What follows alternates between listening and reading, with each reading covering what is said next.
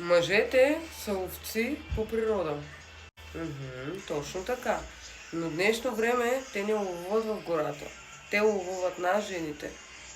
Обикновено мъжете ловуват в природата. Днес те ловуват нашето женско внимание. Но повечето жени не умеят да разберат играта и затова губят интерес да играят. Така, скъпи дами и господа, тези, които ме познавате, останете до края, защото знаете, че тази тема ще бъде много интересна. Та да започваме, докато се слагам фунтите. Така, започваме с основна точка 1. Вродена програма. Мъжете са ловци по природа. Това не е лошо, това е просто инстинкт, който няма как да се изключи. Втора основна точка. Предизвикателството е тяхното гориво. Ако искаш да загубиш вниманието на ловеца, дай всичко още от началото и само гледай как губиш. Да ти обясня ли защо? Ще ти обясня, защото няма стратегия, защото няма тръпка.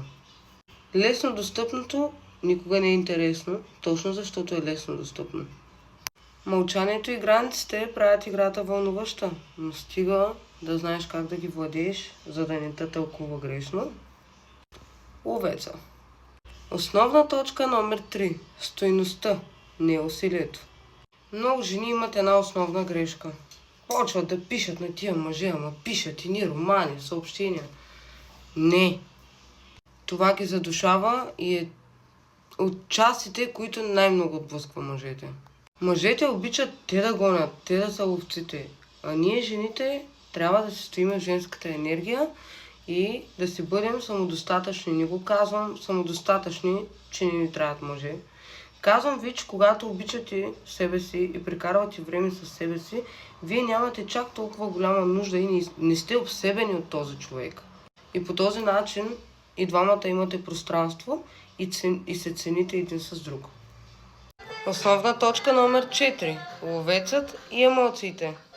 Когато мъжът се доказва, автоматично емоциите му работят за теб. Умът му е към теб, вниманието му е насочено към теб, сърцето му е насочено към теб. Автоматично мозъкът му работи в твоя полза, без да го манипулираш и без да му играеш номерца. А сега последната основна точка 5. Как жената печели? А ние жените обичаме да печелим. Тя не е тази, която ловува, защото това не е в нашата природа ние да ловуваме. В нашата природа е да бъдем заловени. Но истината е, че ние сами избираме кой да бъде нашия ловец и от кого да бъдем заловени.